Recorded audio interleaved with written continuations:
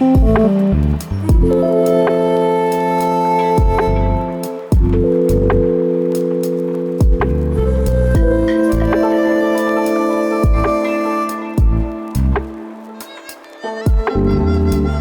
don't know how many of you guys saw, we should have put up both lectures by last night on YouTube. I'll put this one up too. Y'all are doing a great job. I was really impressed with everyone's contributions last time. Your insights, the way you kind of took apart the text. Because I think it's a text that people get used to reading. But I felt like you guys brought new things out of it, and I'm really proud of you. We really focused last time on Martin Luther King's letter from a Birmingham jail as what I said was a reflection on, for us, the relationship between civil disobedience and civic friendship. Right? Civil disobedience and civic friendship. And of course, the truth is that we can, we could probably spend 4 class periods on that letter, but we don't have enough time. So this is what I focused on. And one of the things we talked about was that King was really interested partly in challenging the assumption that justice is a zero-sum game, right? That freedom is a zero-sum game, meaning what? Meaning that when it comes to something like justice or something like freedom, there's winners and there's losers. And to have justice, some people have to have less justice. And we talked about how, in some ways, there's really early forms of critiques of this in ancient thought. In Plato's Republic, Plato even has this one section where Socrates is saying, well, if you are someone who is just and you're punishing someone unjust by beating them or torturing them or harming them in some way, it will make you unjust. And that means that you'll sort of be diluting your own justice in the pursuit of justice. So there's a really early recognition that the way that some societies or philosophies structure themselves, justice and freedom are seen as something that some people can have, not all. And that's only possible conditionally or in limited ways. And what he wants to suggest instead, and we gave different contrasts, so you can apply these ideas at different point in history. But what he kind of wants to suggest instead is that justice is only sort of real or authentic, right, when it exists in full. And last time on your quiz, I had you guys fill out the blank, injustice anywhere is a threat to justice everywhere. Sort of this idea that, we take it for granted, I think, in late modernity. That's a quote that gets thrown around a lot. But it's pretty radical, actually, to think that as long as there's injustice, justice can only appear in the rest of the world in a tenuous or incomplete way. And that if you make compromises with injustice for the sake of order or stability or whatever, he's saying, you're jeopardizing the very thing you seek.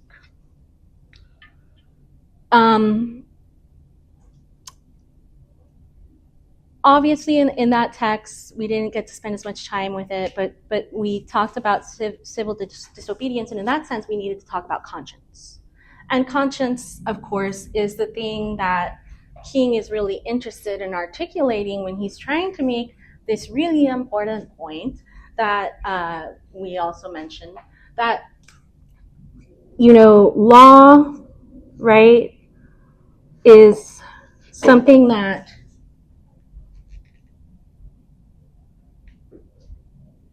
that's legitimacy comes from its justice, but just because law says something is just doesn't mean it actually is. Okay? So he gives the example of the Hungarian freedom fighters. He gives the example of people hiding Jews during the Holocaust. And I think he gives a few other examples. And he says, those people are people who broke the law. And then he contrasts that with people in these kinds of regimes who obeyed the law, right? Who exterminated Jews or who spied on others and threw them in prison, you know. And he says one of these is law-abiding, one of these is not. But the one that we call law-abiding is the one that we all know is unjust. Okay, so how can law and what the law says is just be understood or interrogated at all? We clearly, King is saying, have to have a way of doing that, a standard of doing that, a way of being able to say, this thing that the political community is putting on me, ordering me to do, even if the community has some sort of legal authority, they are commanding an injustice, right? How would you know, though? You'd have to compare it to some external standard of justice that isn't just law, right? Because the law says, no, exterminating people, totally okay. Very just, very good, right? He's saying, what do we point to, what do we talk about to be able to criticize something the law says is just as unjust? Conscience is a big part of this, right? The idea that we have to be people who can step back from our circumstances, that we can reflect and we can ask questions about the goodness of what we are choosing to do. We're not robots. And conscience is the thing that he thinks can liberate us from robotness. It's also an aspect of human flourishing. Now, King deals a lot with how conscience operates and how he's thinking about it in the context of protest, especially, right? And then how their protest is going to reach the consciences of people who see their message. Because that's the other thing, too. If you're in a community, right, that is making law through majority or persuasion, you need to sort of convict their conscience. So a big part of his question is, how do I connect this civil disobedience to something that helps educate or lift up or convict people's consciences? Conscience is something we've been talking about from the beginning of the course, really. Ever since we started with Genesis and this idea that humans can choose between good and evil. But something that should kind of be clear for us now, and I may not be doing the best job of expressing it, is that it's easy to talk about something like conscience.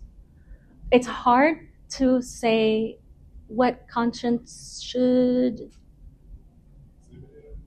yeah, what are its sources, right? Like, let's say that the conscience is like a psychological capacity, or let's say it's a part of the human soul, or however people want to talk about it.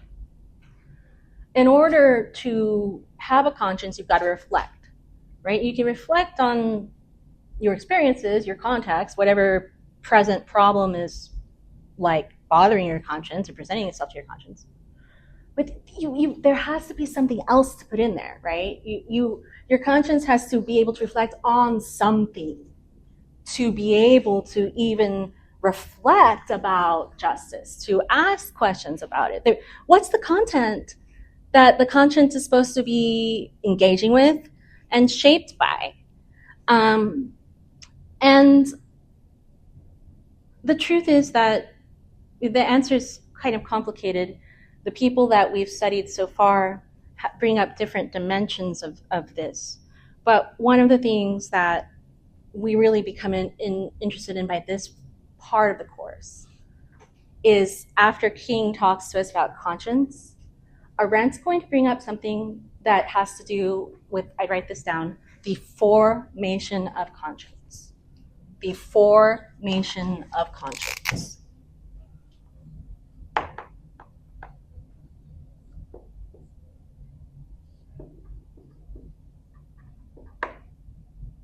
How is it developed? How does it grow? Right?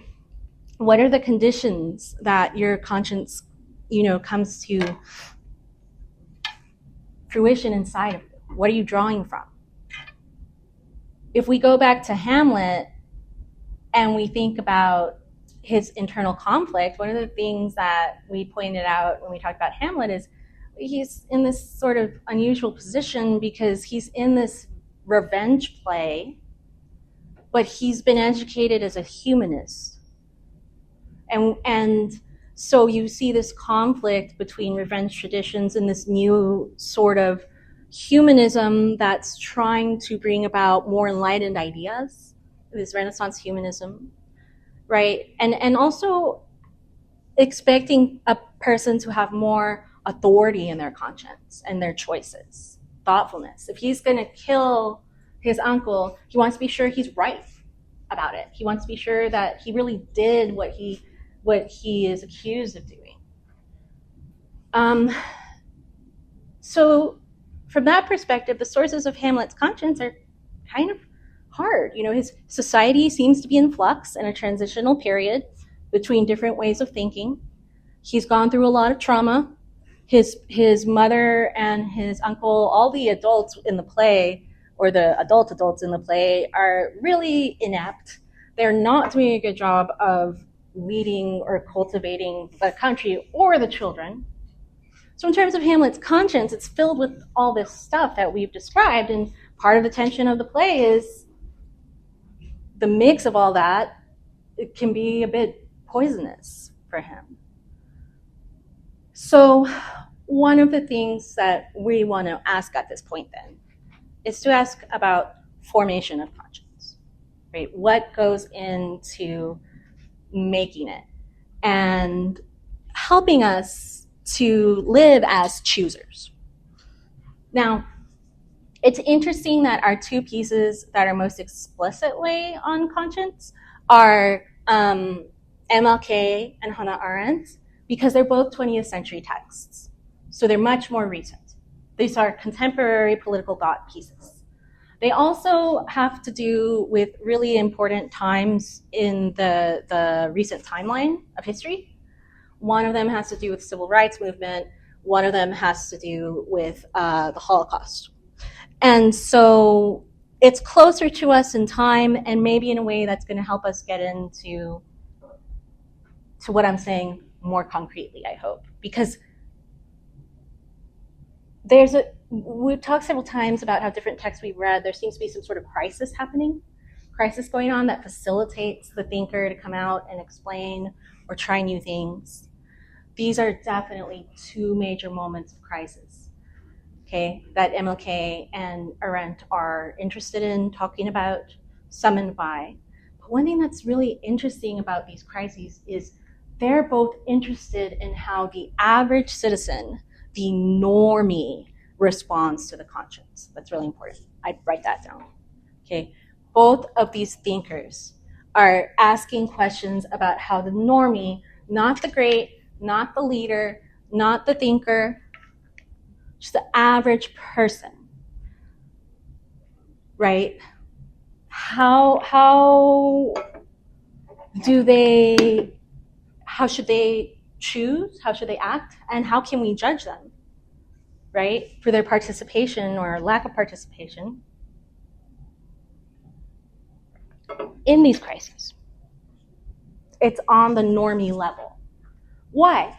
Because in this MLK, so the essay that we did in the history surrounding it generally, in the history surrounding Arendt, in a lot of the stuff in the 20th century that we saw human tragedy occur in the context of, one of the things that people tend to say over and over again is, how did we let that happen, right? How did we let that happen?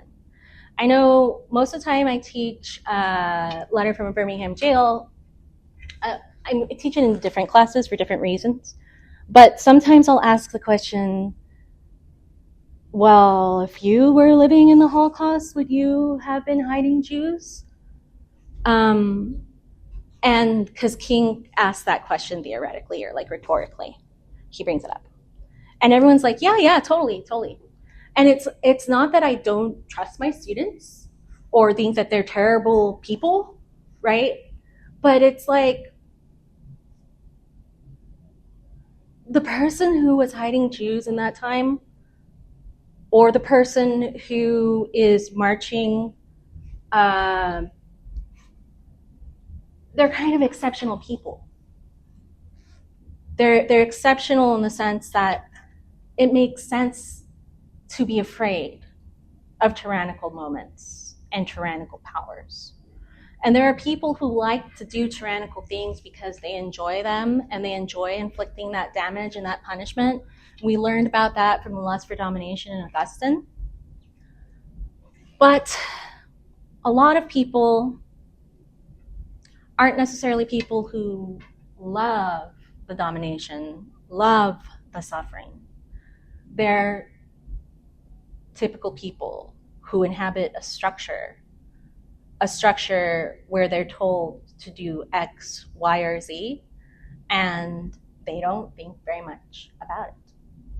They don't think about the sources of their conscience. Yes? They don't think about it, or that they don't act on it? That is the great question, and that's why Arendt is really provocative. And I should put out that I'm sort of stating things from the position of Arendt. Like, I try to talk to you at least partly from the position of interpreter of this person's voice. And your question is someone who is folding under that pressure, is it that they don't think about it? So are they thoughtless? Or are they, making some kind of choice and they just think it's not that important? Is that what you're saying? No, well... Or how would you put it? Well, yeah, no, I guess that's what I'm saying, but I don't know if, it's that they're thoughtless. I don't know, going back to, Jews, would you hide, Jewish person? I mean, I wouldn't, but that's not because I'm thoughtless, or just, I think I probably would care more about myself. Okay, good, right. So this is you're the first student who I've ever actually had say that, and I'm glad you did, because in the sense that the reason that tyrannical movements can work in history and in modernity, they can work at massive levels of execution where just tons and tons of people are slaughtered because of our technology. The reason they can work in a lot of ways isn't just because you're going to have people who are actively into it and wanting it. There are some people like that. But you're going to have a lot of people who, in a lot of ways, our most basic biological and psychological instinct is survive, right? So you may not want other people around you not to survive, but you are also going to be thinking about what are the conditions under which I'm going to survive, right? And this is part of how tyranny can appear in political communities. Because, a lot of people don't, and I think this is part of Arendt's point, a lot of people don't go out for I want all this violence and bloodshed. There are a number who do. But a lot of others are just going to be I need to stay alive. I need to do what it takes to live, to keep going, and to help my family live, right? If you go back to the example of hiding Jews during the Holocaust that MLK brings up, a lot of people who did that, they ended up, if they got caught, they ended up going to concentration camps or being executed, but their families did too. Their kids, their little ones. You weren't just doing it for yourself, you're doing it for everyone. Arendt is really interested in thinking about the normal person in these extremely violent and tyrannical conditions, how they judge, how they make choices. And that's part of why I really like teaching. She comes up with this comment, or this concept, sorry, not comment, called the banality of evil. Okay? The banality of evil. Super important. And I'm going to put it here kind of because it's key. But I'm going to give you a little bit of history, right? But I want you to be focusing on that term, banality of evil. So this is something that's interesting about the Holocaust, like from a legal perspective. We did have categories like crimes against humanity in something like international law, but they're not as well articulated or as well developed. As early, I think, as 1942, a lot of the Allied powers do have some idea of the mass extermination that's happening. And they are thinking ahead. They're thinking beyond the war. So they're thinking about the war and the strategy of the war and of all the parties in the war and war crimes, but they're starting to have to consider the fact that mass genocide is, I have to be careful how I say this.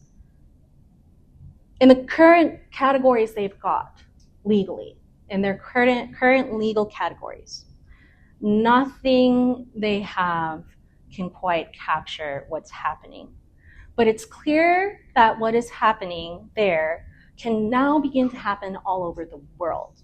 So going forward, like once nuclear arms are introduced, a lot of world powers have to make decisions about their own nuclear arms and policy, but they also kind of want to work with each other about, hey guys, this is a scary thing, right? And this means a lot of new stuff is out there for humanity. We need to talk to each other. This is a kind of similar thing, right? This type of mass extermination, as early as 42, the Allied powers are becoming, there's got to be some legal precedent that is set. Yes, you had your hand up? I was going to say, I thought nobody cared until it started becoming a problem about territory. Yeah, so I can only, no, that's a good question. I can only speak from like my knowledge base, which of course is not going to be as rigorous as someone who's devoted their studies to this. And I can also speak on it from like the perspective of Arendt. Anytime that policy decisions are made, there's likely factions internal to each political community, right? That have different ways of characterizing or prioritizing threats. Now, a lot of different scholars will have different understandings of what facilitates the entrance into World War II, right? When did people begin to care about genocide? Also, when did they know about it? We do know, we do have historical information to know that by 42, they're aware enough of what's happening that they are thinking going forward in terms of policy and international law. There will have to be some innovation. In terms of motive, in terms of assessment, all of that is something I don't know a ton about. But there is enough data to recognize this is something kind of new. And there's enough data. I mean, Dachau is, I think, the first camp. And when that camp starts, it's publicized by the Nazis. because they don't, they even have it to where the Red Cross is set up to go in there and like help with stuff. They say it's a place for social delinquents and undesirables, and that it's going to be a place that is to contain them, and that death and torture are not supposed to be what's happening there, just suffering and hard work. I mean, I'm not saying that that's what's happening. I'm saying that's the self-understanding, that's the public presentation. Okay, and then, but anyone who's sort of watching what's happening, you are knowing, okay, that's not all that is up, right? Or there's no conditions in which that kind of thing is going to be the only thing that happens. But yes, it is also true that by the time you start to get to the Nuremberg trials and you're collecting evidence, they find out that there are even more deaths than they knew during the war. Yeah, good questions. All right, so what was I saying? Okay, I gotta get back on track, guys. Sorry. Okay, so then this is the issue. If by 42 there's at least some sort of knowledge and interest in policy as a remonstration going forward, meaning they're thinking of the future and the international context. The Allies are. As the war goes on and more evidence becomes clear, there's a choice, there's a meeting, a discussion about, well, what path are we going to pursue? Once it seems like the war will be won, there's this important legal and political question of do we aim for revenge, or do we aim for a court of law? It's a really interesting question, right? It's kind of, to me at least, and again, different actors can have multiple motives, overlapping motives at the same time. But right, as it's looking like Hitler is not going to prevail, there's questions about the aftermath. And planning about the aftermath, they have to decide, well, are we going, and there's something similar that happens in Rwanda too. Like, are we going to jail the people who did this and execute them and just wipe out huge parts of society that participated in it? What are we going to do? And so they opt for choosing a court-focused route. The idea being that, yes, and this is something you see written at the time, right, in the commentaries and exchanges a lot of these officials have. Yes, it's true that the mockery of law by the Nazis is a big part of the problem. The MLK talks about this in what we read before, that someone is calling this terrible, unjust thing legal, and technically it is. So if law has lost so much status, if it's lost so much meaning, why are we going to go back to law, go back to courts? What is that going to do for us? And the idea is sort of like, I mean, it's complex, but it's the uniform opinion seems to be trying to make a good, solid law, trying to apply good, solid law here is, even if it's not perfect, it's better than the chaos that comes with revenge. It's better than the chaos that comes with revenge. And so a lot of interesting questions happen. We don't need to get into all that. There's the Europeans, the Soviets, the Americans, all kind of are involved in this, and you have something called the Nuremberg trials. Okay, we won't get into that in a lot of detail, but it's important to know because Eichmann's trial is separate from this. Okay, they're actually 15 years apart. So these trials are from 45 to 46. I suppose some scholars saying 49, actually. And what they've got to do is, we talked a little bit about the innovations in legal categories and trying to have legal precision and even making the commitment to a legal process as a form of punishment, or the context of punishment. The world as the prosecutor, or these powers that are part of the allied world, are serving as a prosecutor unitary actor in some way or another. That's glib, but it's pointing out the concept. But then the question is, who do we prosecute? Who do we prosecute? So go back to what we were talking about, like maybe 10 minutes before. Whether we're talking about Arendt or we're talking about MLK, one of the things they're interested in is the normie, or the typical citizen, or sort of just the regular person who's confronted with these major crises. They have to make a major choice, and their conscience. So who do we prosecute if, like, for example, you have an entire country who, at one point, Hitler says that the Nazi Party is the state. So in terms of the law, right, if you're trying to identify state actors, who's going to be a state actor? Anyone who's a member of that party. Who's a member of that party? Anyone who's a citizen in Germany by a certain point, right?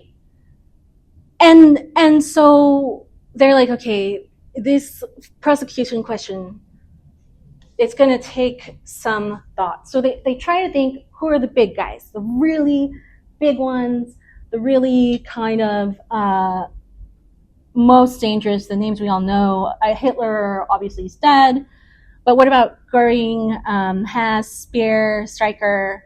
They're all dead too, okay? And then there's this rat line to Argentina, where a bunch of former Nazis are fleeing because they know that this court is coming into being. They know that they can be prosecuted. There's also a bunch of people who America picks up who are Nazi scientists that we bring to our special projects here. And ultimately at Nuremberg, what happens is they identify about 21 big actors, 21 fairly big actors. And sometimes it's going to be like the deputy of the person who was in charge of XYZ thing, right? But the person who's in charge is dead. It's very important. One of the things that comes up is the people who craft these trials, they want to make it to where the prosecution can actually lose a trial. They don't want it to be one of these cases where it's like a kangaroo court, where you set up all the structures of the process and the evidence and everything so that you're going to get a conviction in the end, no matter what, because you've already decided what the outcome is. They want it to be falsifiable, potentially, meaning they have to have some sort of standard of due process. They ultimately have a blend of the continental system, the Soviet system, and the Anglo-American legal traditions. They blend it up. Their due process standard, I think, is lower than in the American system, but it's still, trying to be rigorous. They want it to be that they can lose the case, right? The prosecutors can lose the case. So they are able to prosecute 21 people. 18 are convicted. So 21, right? 18 are convicted. Now, you all know that in the legal process, that the conviction stage is different from the sentencing stage. So in the sentencing stage, then this is also a separate thing. 11 of them are going to get the death sentence, and I think the remainder get life sentences. Okay.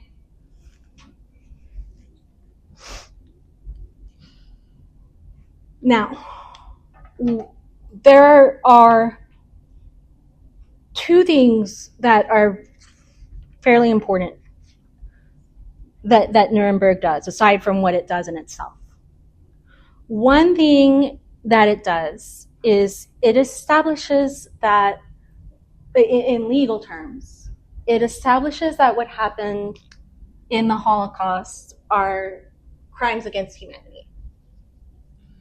And we've talked about the way that legal categories might have to change, right, or grow in order to be able to capture what had happened there. So that's one important thing, aside from it in itself. The other really important thing that happens there in terms of law and politics is that they reject that just following orders is a defense.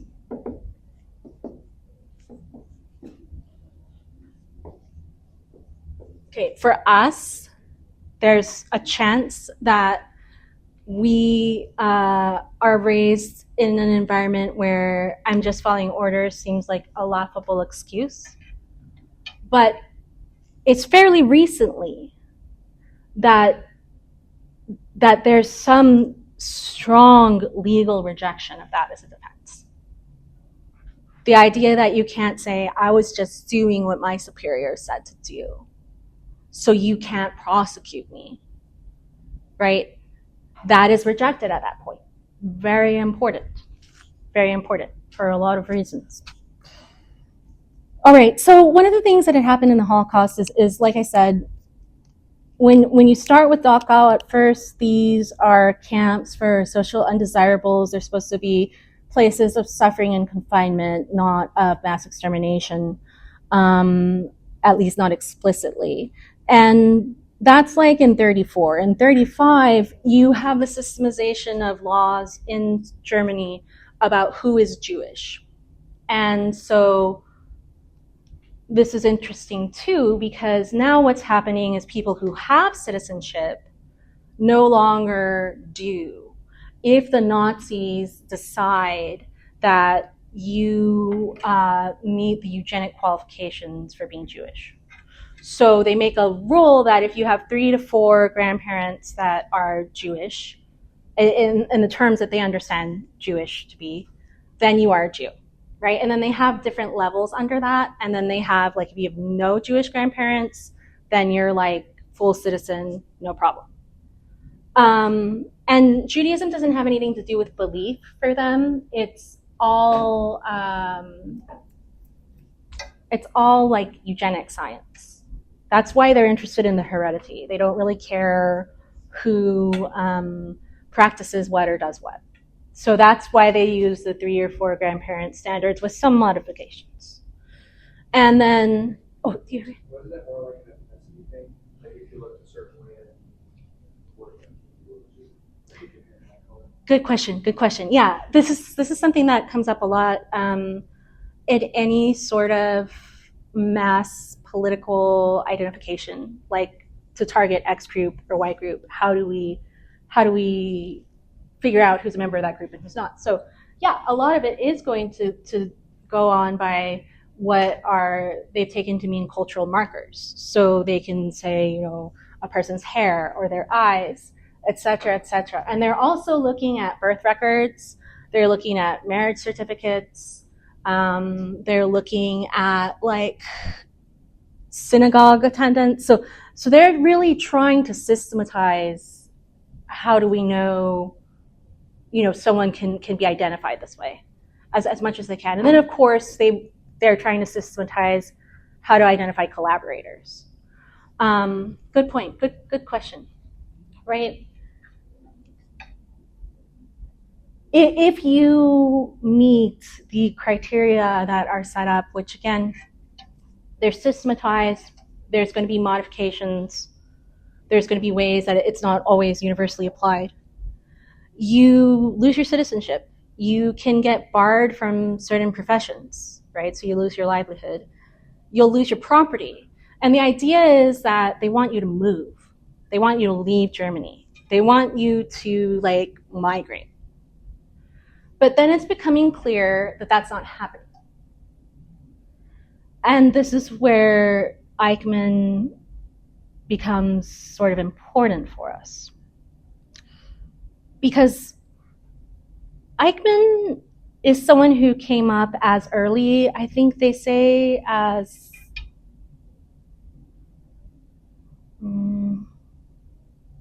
44.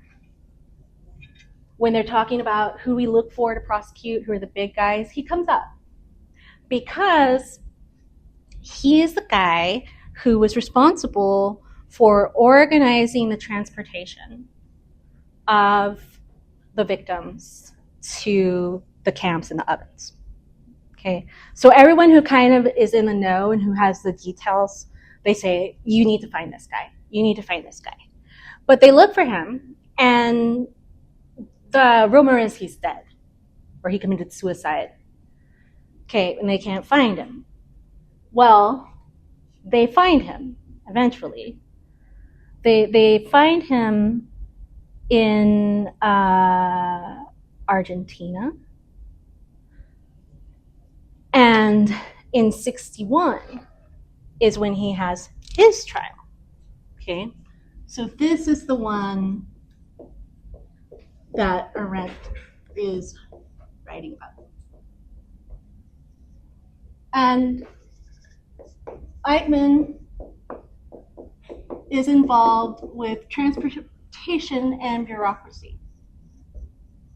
And he admits in the trial, witness testimony, I think other forms of evidence are produced, that it was Eichmann who had a physical copy of Hitler's order for the final solution that was signed, I think signed by like the guy under Hitler. He produces it, Eichmann does, as a way of getting everyone on board. Like, no, we have the power to put as many people on the trains as we can to sort of set up this network of extermination, and it needs to happen now at the order of fear. So they're able to connect him in a concrete way. And so we have moved from, okay, we're putting these people in containment, and then we're systemizing laws to target them, to, well, they didn't move, they didn't leave, so now we're going to send them all to the ovens. And here is the executive order for that. Eichmann's the one who presents that. And he's the one who's kind of the brains of it. He's a fantastic bureaucrat. He's a great organizer. I mean, I'm not trying to be morbid, but getting a bunch of people lined up to die is hard to do. Okay? Like if you've got these locations you plan to kill them at, you've got to systematize the process of killing and how to get them to those places. This is kind of what his genius is. And I don't mean genius in a good way, but you're like an evil genius. That's his talent, okay? His capacity, his use. Arendt gets the trial, and what she is shocked by is how mousy this guy is. Hannah Arendt is a brilliant philosopher. Any chance you get to read her stuff, you should. She was a student of Heidegger's. She's also a Jewish woman. And so she's being sent back to chronicle this trial in the 60s. And she has all these ideas about what Eichmann's going to be like. She's, by now, we all know the stories of these horrors, like, that occurred. We know the depth of the violence, the depth of the evil. She's expecting kind of like this monster. And what she gets is a desk jockey. Totally mild-mannered man. Meek, unimpressive, spent all his time behind a desk, just a bureaucrat. But he used that desk to murder, right? How does he murder? By desk. I'm sort of kidding, but I'm actually not. I'm trying to make the point that this is what the banality of evil is. It's not this person who's behind devising this mass extermination isn't like Ted Bundy, right? At the end of his serial killer career, right? Where he looks like a psycho cannibal running in the streets to the point that like a sheriff stops him because he looks nuts. And he's running into a sorority house and attacking people. Like, just no caution, nothing, right? He looks like that. You've probably seen the pictures. You can think of any number of villains, right, that you're scared of. I'm really scared of the Demogorgon from Stranger Things. That scares me, right? Because this horrible thing is going to look like the Demogorgon. But the banality of evil, no. It's this man, this meek, mousy man. What does he use to kill? His Demogorgon jaws and venom? No, his desk and the orders he writes from his desk. Yes. That analogy kind of reminds me of like, you go to like office or like you go to a corporate building. Mm-hmm. The person you may be interviewed by, they have like a little button under their desk. Oh my God! Yes, same word. And I also want to compare him to Emperor Palpatine from Star Wars. Okay, good. I'm a nerd. I love Star Wars. I love Palpatine. I mean, I don't love him, but it's just so interesting how one can like literally sharpen politics and policy to be used as a weapon. Yes, very good. Even in the series, Palpatine was able to maneuver the Senate because he wasn't emperor at first. He was a senator. Mm-hmm. He tricked Amidala to call for a vote of no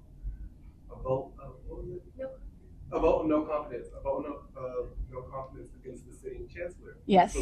Good job, guys. To where he planted himself as chancellor and then used his policies. He was kind of like what Trump is, a populist. He used his popularity, he used his influence to make sure that he could tighten the grip to where he can actually solidify his position. He also continued to erase all electoral decisions. He literally cemented himself as chancellor. He cast out elections. That's how popular and influential he was. He even cast out Order 66 when he realized his Order 66 with the clones. Exactly. Yeah. Committing genocide. And then even in his tenure as emperor, he committed more genocides, terminating entire planets. Yeah, they're literally blowing up planets. It's really interesting and somewhat fascinating how politics is that slick. Politics is that slick. Yeah. No. I mean, it's interesting you say that because I'm a lot older than you guys, and so like I took my daughters to see like the 20th anniversary or something of the last Star Wars movie with Anakin in it when it was released in the cinema. But I saw that when it came out. And I remember when I was watching that trilogy, I'm like, God, they're sure talking a lot about trade. Like, we're spending a lot of time in trade wars. And I'm like thinking, where is yes, I want to see that. I want to see the space battles. I'm so into it. Yeah, we're talking about trade wars. We're in the Senate. Now we're talking about suspension of, normal powers and all these things. Okay, right. But yeah, what I didn't realize is what I realize now, that this is how it goes. You can turn politics, these things like that seem so small, like being able to sign a paper or craft a policy or deny the application of a policy in a certain zone in administrative law or whatever, however you want to talk about it. I know someone who they were doing an internship where they were given people who were appealing having their insurance rejected for to cover a certain medicine or procedure or disability that was life-saving for them. And when they were going through it, they noticed that most of the people that had been rejected, that were appealing, it was their job to go through that as a first line of defense, were people who'd been sent there because they had made typos. And so the place they were working for was weaponizing typos to deny procedures. And thinking a certain percentage of the people we deny because of typos or because of filling out the wrong part of the form or whatever, they're not even going to appeal. They won't bother it. And we'll save money this way, right? Only some of them will come back. And only some of them will try to navigate this and figure it out. So we can take very mundane things and we can turn them into very powerful things. And that's exactly what Eichmann is conveying. This sort of administrative deadliness almost that can happen. Yes? I can only watch psychological thrillers, but not actual thrillers. Ah, It's just like a scary face. I'm like, I can tell it's fake, but what's more scary to me is where they convince you to do something to yourself. Interesting. Like to weasel into your head to where the point like they literally don't even have to touch you. Right. You end up doing it to yourself. Yeah, so you're saying one of the most terrifying things in cinema or anything like that is when you are convinced to do the harmful or destructive thing to yourself. Yeah, like when I read Gone Girl, I Gone thought Girl. the guy was good. And whenever I found out what he was doing, I got so sick. Right. I was like, I'm usually such a good judge of character, and I was like, Right. like, You didn't see it coming. I would have believed if I would have like defended him and then Good. Yeah. Oh my God, yeah. No, this is good, and actually, in a way, it kind of goes back to Order 66 with the clones, like that. Well, I mean, depending on which lore you're using, but they've got a chip in their head, and now they're gonna do this thing that they would never do under normal conditions. The idea that someone could hijack your brain or persuade you or create a world in which you believe that doing this terrible thing is good or right or necessary is extremely frightening. Also, absolutely appropriate to bring up here. Because if what Arendt is talking about when she talks about the banality of evil, which is this way in which the everyday, right, the typical, the average becomes the agent of supreme evil.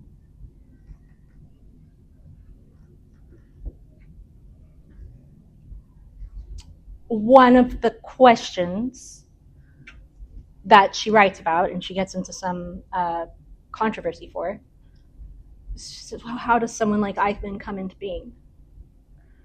How does someone like Eichmann come into being?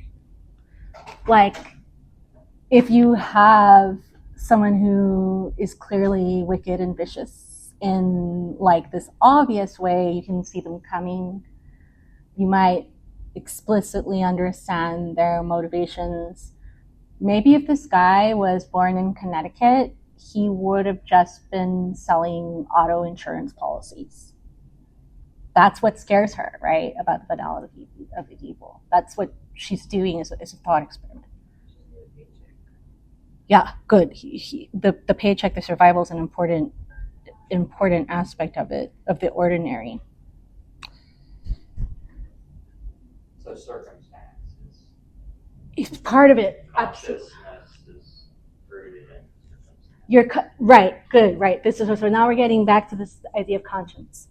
How do you become an Eichmann? Well, a lot of us, God willing, won't ever be Eichmanns, but it could just be because we happen to be born in a time and place where there's not an Eichmann paycheck available. Yeah, we might have, what he could have been in another time, in another place.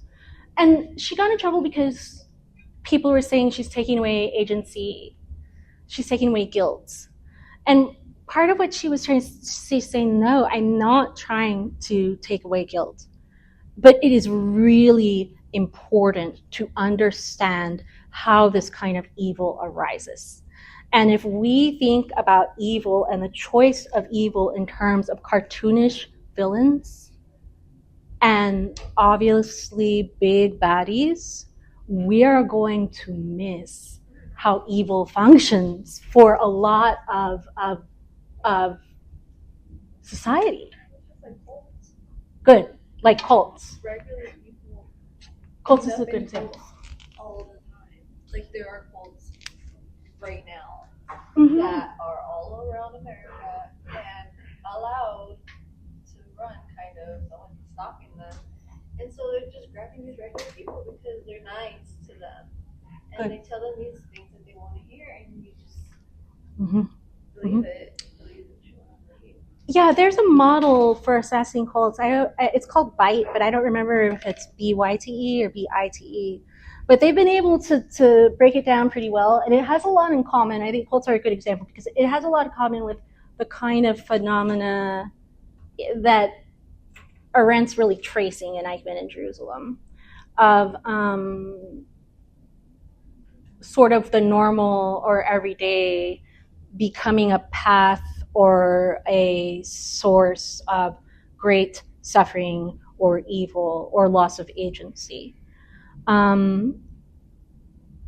That's a very good way to put it.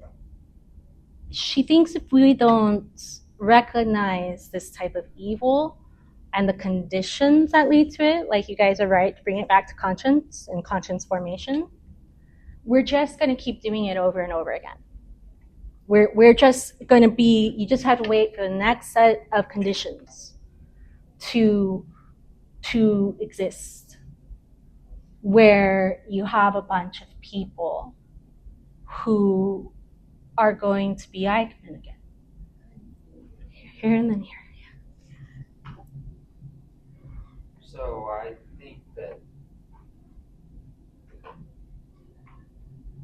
wouldn't it be, don't we have to be careful when we accuse people of being evil and super evil? Currently, I think people say that people are too evil very loosely. I feel like if we keep saying, okay, let me just use Trump. Mm-hmm. Like Trump is Hitler. Mm-hmm. Or something like that. Don't we lose credibility when like that's obviously like not, he's not evil like Hitler? That we lose credibility when we start accusing, and then when we do that, when there is someone who's like Hitler, we won't have any credibility left. Okay, so this is a really interesting point to bring up about, how do I put this? Well, there's a couple of interesting points that directly relate to Arendt. One of them is about evil, and one of the first things that she got is feedback and criticism, and a lot of the criticism she got was from the Jewish community, was that she made it sound like evil was everyday and normal. And so they were scared that the idea of evil would become,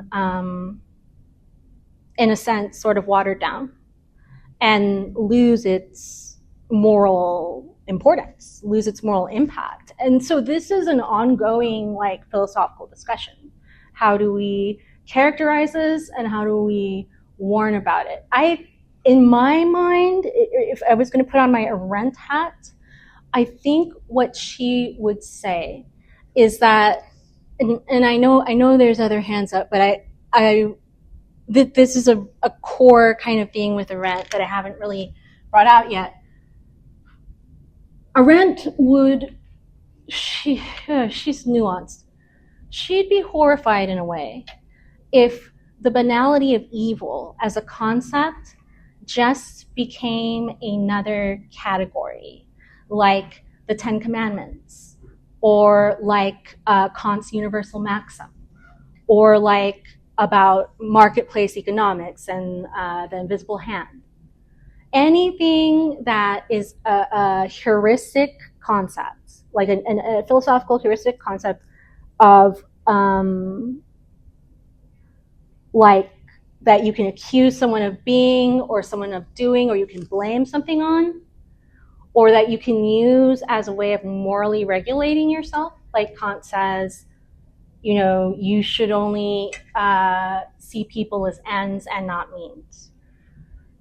She thinks, and this is the thing that's kind of even more radical about her, once you get stuck in those categories and language and concepts, she thinks you actually have just created a new category, new language, new concept that's going to tangle you up later. What do I mean by this?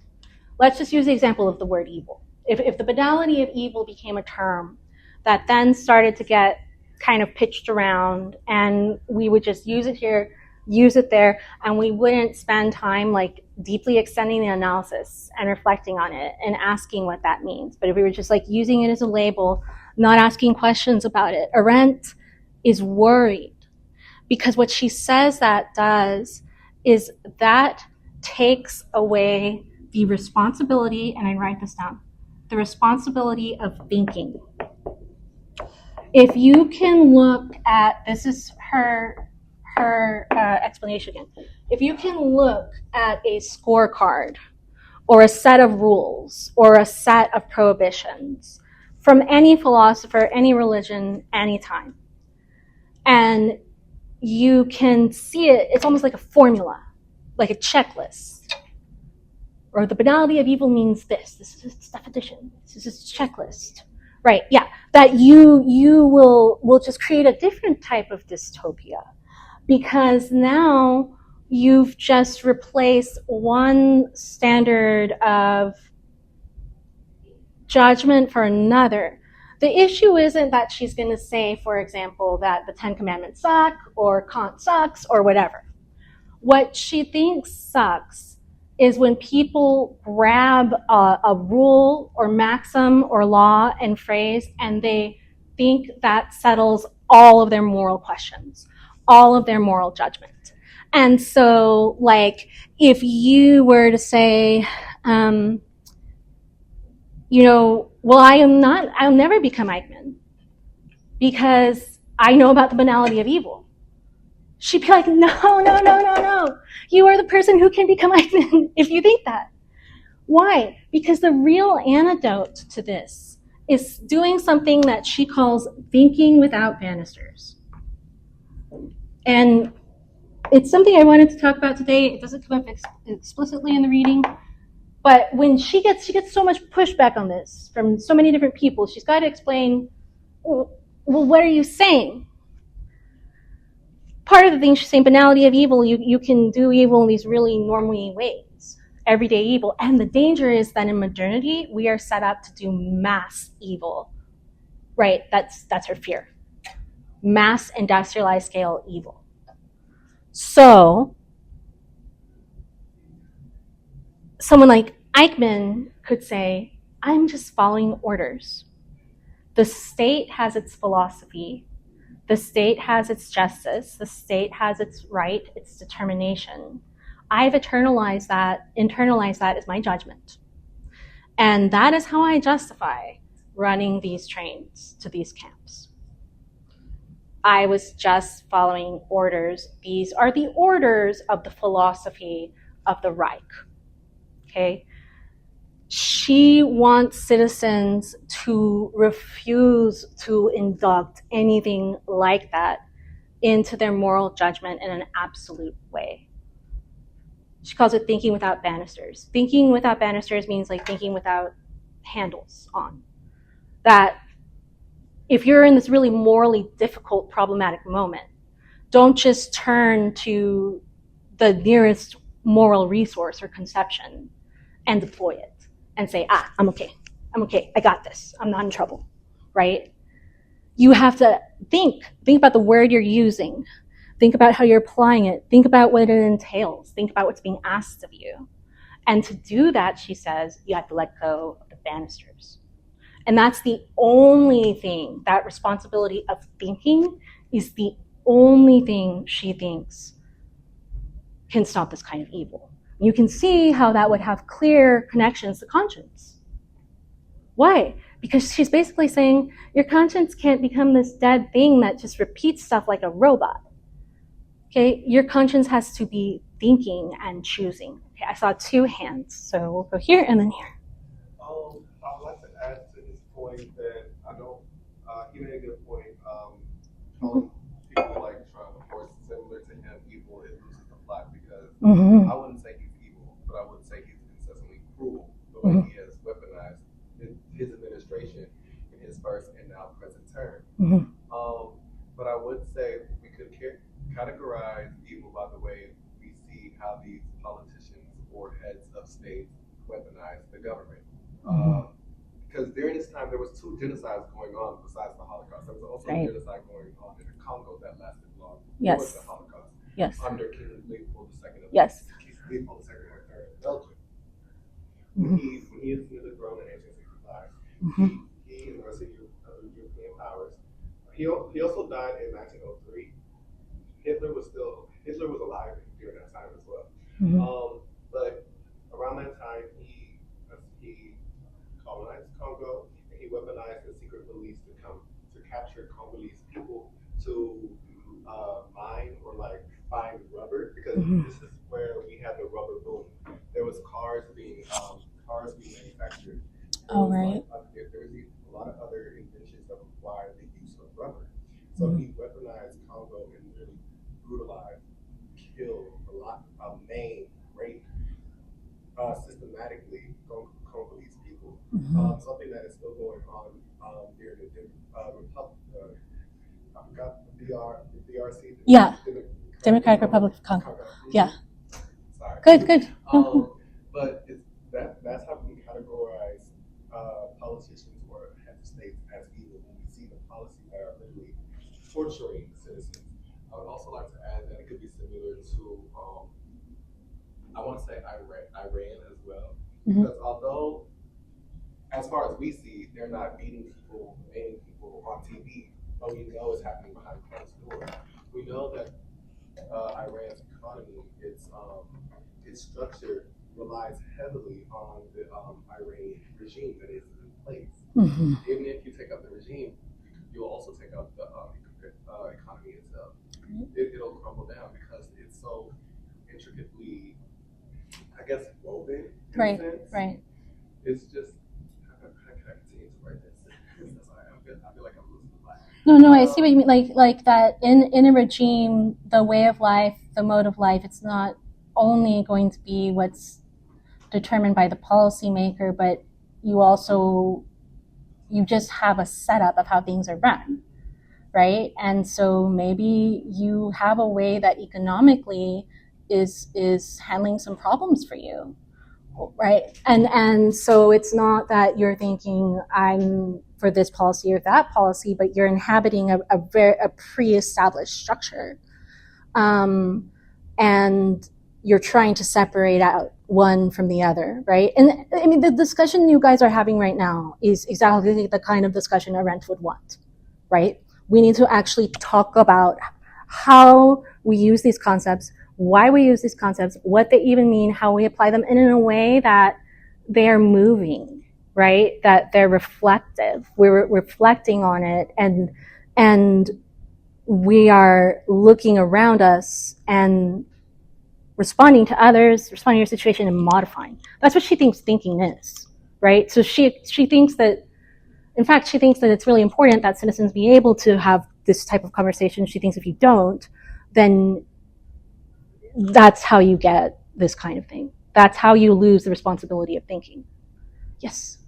I was just going to make a comment on like what they were both talking about, and like calling people like evil, like evil, and like the way I'll see on it is like I feel like some people perform evil acts, but it doesn't necessarily make them evil. Good. I feel like in like the course of your actions, how saturated they are with evil acts is like that kind of determines if you're an evil person. Mhm. also like it's not just like the quantity, it's also like the rational thinking behind it. Mhm. Like I couldn't think for any reason like why Hitler wanted to like kill all of them, you know what I'm saying? So I feel like that's more of an evil act because there's no real, I feel like there's no rational reason for the genocide. Obviously he has his personal beliefs. And like getting back to like them saying like not calling Trump evil, I personally don't like any of his policies. But like I could agree with someone if they were to say there is some sort of rational thinking for his, like, you know what I'm saying, he has a party that agrees with it. I don't personally believe it, but I feel like I can agree with them on that sense that there's evil acts, but there's also like, what's the rational thinking behind those acts? You know, That's an sometimes, interesting like, it just depends on the person if something's morally good or evil. So if there's kind of no reason for something and you kind of act evilly, you know, and I feel like it's like saturated in all of your actions if you constantly perform evil acts, and I feel like you become an evil person. Right. But let's say there's two sides to something and you make evil decisions, but maybe there's some type of reasoning behind it. Right. And I would say maybe you just make bad decisions in some people's eyes.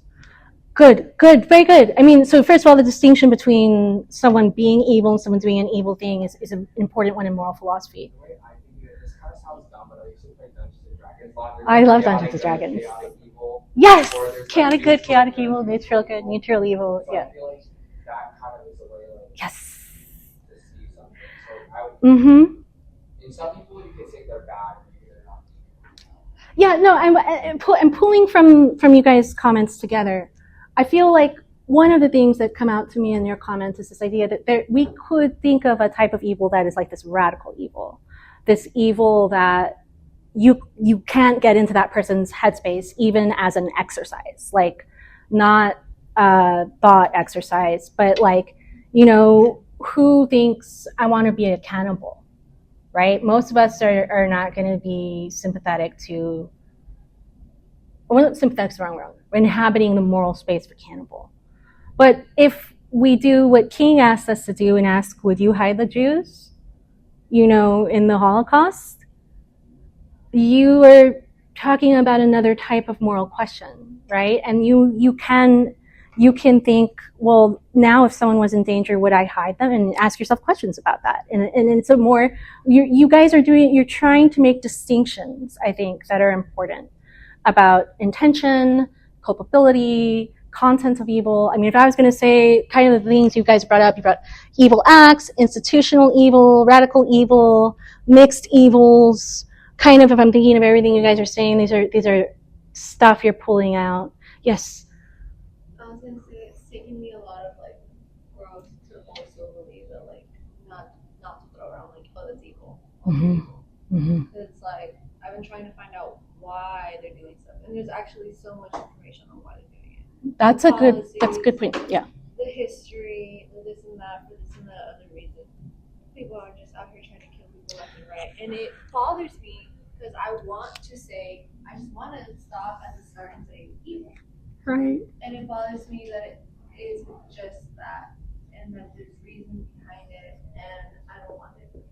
Okay, that's a lovely way to wrap this up. Is this question of why, structuring more of our analysis, and I think actually that is.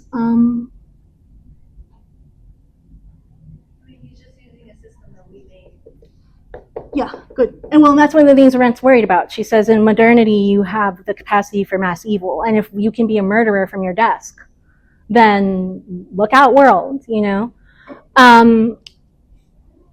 This idea that what we need to pay attention to is why someone is operating in a certain way and the structure of how that decision comes into being.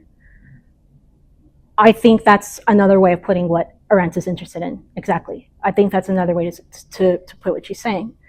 Like less to again mitigate consequence or culpability, but more to actually understand how the phenomena of evil works, right? The conditions of it and the choices and intentions that go in such acts. I think you're right. And actually, the more we learn about human behavior, the more that we learn that motive matters a lot. What perceived motives matter a lot. Perceived incentives, perceived priorities. Yeah, like right now, when I hate him, and I did for a long time, but every time I see that the stock market's going up and something bad happens, I'm like, oh, Yeah. the regular guy that wants to cash out. And I'm just like, Arendt has a really interesting analysis kind of about these lines in her Origins of Totalitarianism, if you guys are ever interested. If you all can write on a piece of paper or something, your name, I'll pass out a piece of paper. And that way I know you're here. That'll just be your quiz. Here you go. And you can sign your name. Y'all did very, very well today. Really good. I think Hannah Arendt would be proud of you.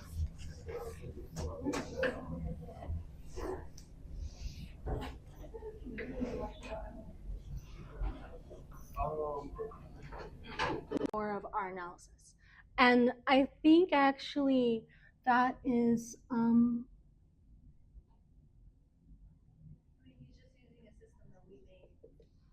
yeah, good. And well, that's one of the things Arendt's worried about. She says in modernity you have the capacity for mass evil, and if you can be a murderer from your desk, then look out, world, you know. This idea that what we need to pay attention to is why someone is operating in a certain way and the structure of how that decision comes into being. I think that's another way of putting what Arendt is interested in. Exactly. I think that's another way to put what she's saying. Like less to again mitigate consequence or culpability, but more to actually understand how the phenomena of evil works, right? The conditions of it and the choices and intentions that go in such acts. I think you're right. And actually, the more we learn about human behavior, the more that we learn that motive matters a lot. What perceived motives matter a lot. Perceived incentives, perceived priorities. like right now, when I hate him, and I did for a long time, but every time I see that the stock market's going up and something bad happens, I'm like, oh, yeah. The regular guy that wants to cash out. And I'm just like, Arendt has a really interesting analysis kind of about these lines in her Origins of Totalitarianism, if you guys are ever interested. If you all can write on a piece of paper or something, your name, I'll pass out a piece of paper. And that way I know you're here. That'll just be your quiz. Here you go. And you can sign your name. Y'all did very, very well today. Really good. I think Hannah Arendt would be proud of you.